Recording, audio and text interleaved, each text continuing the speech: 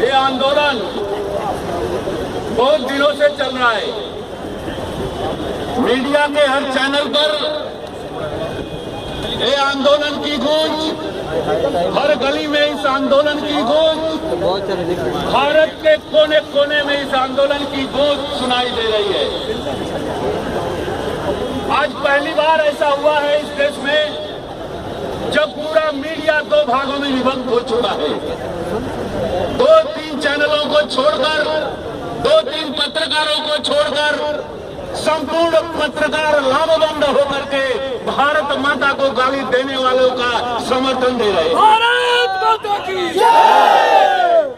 लेकिन क्या एक छोटी सी घटना है, मुझे एक संवाद याद आता है कि एक बार एक पत्रकार के साथ माननीय बाला साहब ठाकरे प्रवास कर रहे थे और एक मैदान में वहां पर एक छोटी सी शाखा लगी थी।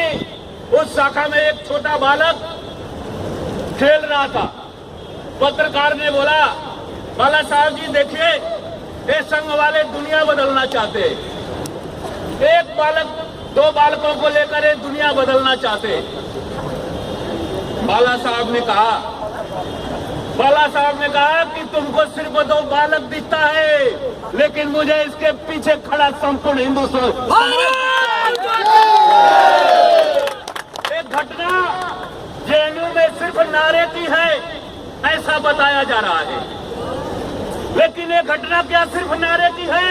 नहीं, एक घटना नारे की नहीं है। इसके पीछे एक बहुत बड़ा षड्यंत्र खड़ा है, एक बहुत बड़ा समाज खड़ा है, एक बहुत बड़ा विचार खड़ा है।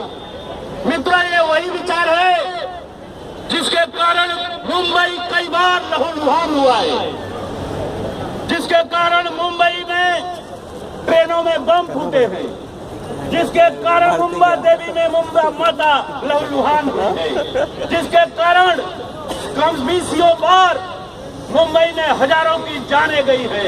अभी 26/11 हुआ है। इसके पीछे वही मानसिकता है।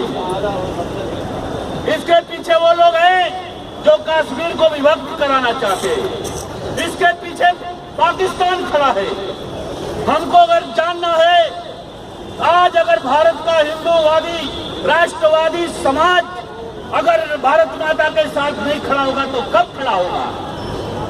मां अपने आप में आपसे मांग नहीं रही है, हमारा कर्तव्य है। ऐसा ही विचार जब दोस्त याद करिए 2014 में जब इलेक्शन था तो सारे ये लोग ये लामबंद हुए थे और इन्होंने मोदी जी के खिलाफ दुष्प्रचार किया था और मोदी जी ने कहा था कि भारत को देश देना है तो मोदी जी को जिताना है। भारत माता की आज जो लड़ाई पुनः उसी मैदान पर आकर दिल्ली में खड़ी हो गई है। एक तरफ भारत माता को गाली देने वाले खड़े हैं और एक तरफ भारत माता के लड़े खड़े हैं जो भारत माता के लिए अपना सर्वस्व निछावर करने को तैयार है। नहीं चाहिए, नहीं चाहिए, नहीं चाहिए। दुख की बात यह है कि भारत का सबसे बड़ा राजनीतिक दल जो आज तक 50 साल से इस भारत में शासन किया, कांग्रेस, उसका युवराज कहाँ खड़ा है? भारत देख रहा है, देशद्रोहियों के साथ खड़ा है। देशभक्त है वो केजरीवाल जो दिल्ली के शासन पर बैठा है, जिसने भारत माता से भ्रष्टाचार खत्म करने की बात की थी, आज कहाँ है? देशद्रोहियों के साथ खड़ा है। इनका असली चेहरा है मित्रों, इनका असली चेहरा है। ऐसे लोगों को ये लड़ाई तो होनी है, लेकिन बात ऐसी है कि हम राष्ट्रभक्त लोग जो सदियों से इस देश के लिए मर मिटने को तैयार रहे हैं, आज उस खलनायकों की गुफा के अंदर हाथ डाल दिया है। भारत माता की बाहर पुलिस खड़ी हो चुकी है। वो उमर खालिद, उसकी ये औकात कि वो चैनल पर गाली देता है और देश के लिए कुर्बान होने वाला हमारा बख्शी रोता है। उसकी ताकत इसलिए बड़ी है कि उसके पीछे विदेशी ताकतों के साथ साथ भारत की राजनीतिक ताकत भी खड़ी है। इन लोगों ने कश्मीर को बांटा तो उसके पहले एक बैठक पाकिस्तान में उसे जिसे जनरल जियाउल हक ने शुरू किया। 4 जंगें भारत पाकिस्तान से लड़ चुका है। उन चारों जंगों को हमने जीता। इनकी आदत नहीं है सामने से लड़ने की। 4 में जब पराभूत हुए तो इन्होंने एक नई षड्यंत्र की रचना की कि हम क्या करेंगे कि कश्मीर के ही लोगों को भारत के खिलाफ भड़काएंगे और उस आंदोलन के तहत, उस मानसिकता के तहत कश्मीर को हम लोग प्राप्त करेंगे। ये पाकिस्तान का मंसूबा जनरल जियाउल हक ने चार्ट आउट किया था। वो तो मर गया, लेकिन उसकी औलादों की औलादे अफजल जो कि मरा है। संविधान वेदता अगर बाबा साहब अम्बेडकर भी देखते होंगे तो आज वो चुप होंगे, सुनने होंगे। उनके ही द्वारा बनाए गए संविधान ने जिस अफजल को फांसी दी, आज उनको ही कुछ लोग मानने वाले, उनके नाम पर राजनीति करने वाले षड्यंत्रकारी लोग बाबा साहब के खिलाफ काम कर रहे हैं। उनको लक्षण नहीं आती। उनको नहीं चाहिए, नहीं चाहिए, नहीं चाहिए।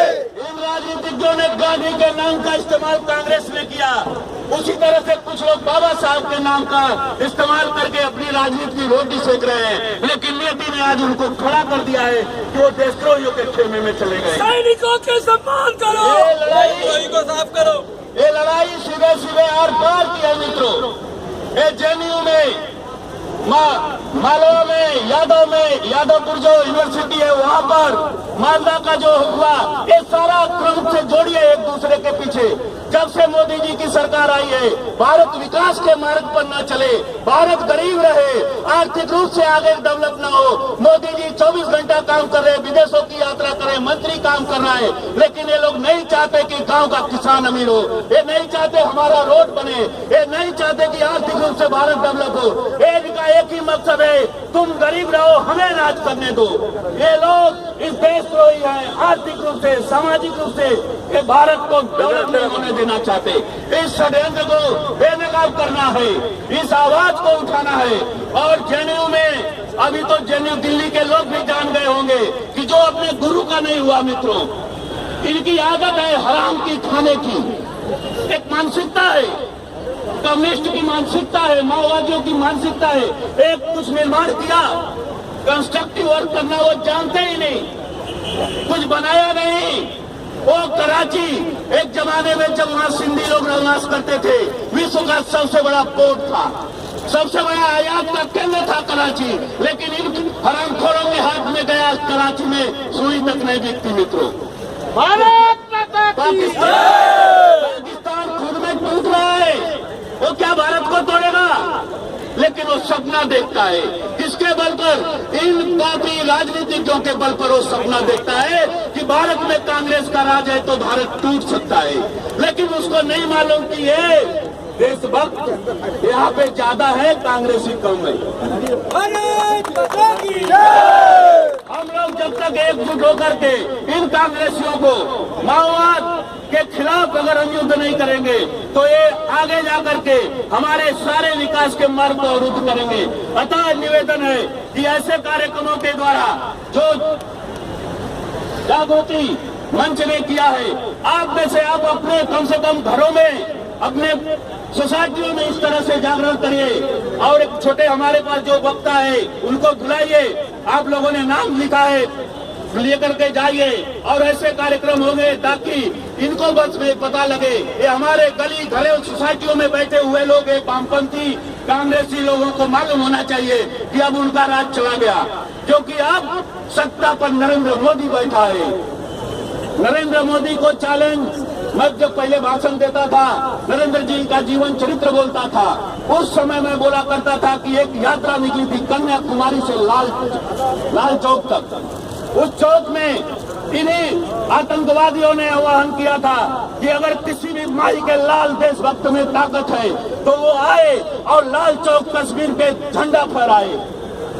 मोदी जी ने कहा था कि मैं आऊंगा, 12 बजे आऊंगा, बिना बुलेट प्रूफ जैकेट के आऊंगा, बिना गोली के, बंदूक के आऊंगा, और मेरी माँ के दूध में ताकत है कि मैं लाल चौक का झंडा फहराऊंगा। मैंने 12 बजे वहाँ झंडा फहराया था। तब न सत्ता थी न शासन था। आज तो सत्ता भी है, शासन भी है, जिगर भी है और इतने आप जैसे देशभक्तों का साथ है। कुचल डालेंगे, पता नहीं दिखेगा कि कश्मीर तो छोड़ो पाकिस्तान कहाँ है। इतने ध्यान से सुना, आप सभी का मैं धन्यवाद देता हूँ और अपने अंतःकरण में एक किसी पार्टी का नहीं, एक किसी संस्था का नहीं, एक किसी संप्रदाय का नहीं, ये भारत का है। हमारे पूर्व वक्ता ने कहा कि हमको गाली दो, किसी पार्टी को गाली दो चलेगा, लेकिन वो माँ को गाली देते हो जहाँ का अन्न खाया कमीनो। माँ से गद्दारी करोगे कहाँ जाओगे। ऐसे मुहिम के खिलाफ हमको खड़ा होना होगा और कट्टरता के साथ इसे कुचलना होगा और आप करेंगे ऐसा विश्वास रखते हुए अटल जी के कविता के साथ मैं अपने बातों को विराम देना चाहता हूँ। अरे प्रमोद जी, आपकी चिंता है, कभी तो थे अकेले, हुए आज इतने, कभी ना डरे तो भला अब डरेंगे। कभी थे अकेले, हुए आज इतने, कभी थे अकेले, हुए आज इतने, तभी ना डरे तो भला आज डरेंगे। विरोधों के सागर में चट्टान है हम, जो लड़ेंगे मौत अपनी मरेंगे। लिया हाथ में ध्वज, लिया हाथ में ध्वज, कभी ना झुकेगा, कदम बढ़ रहा है कभी ना रुकेगा। लिया हाथ में ध्वज, कभी ना झुकेगा, कदम बढ़ रहा है कभी ना रुकेगा। न सूरज के सम्मुख अंधेरा टिकेगा, अजर है सभी हम, अमर है सभी हम।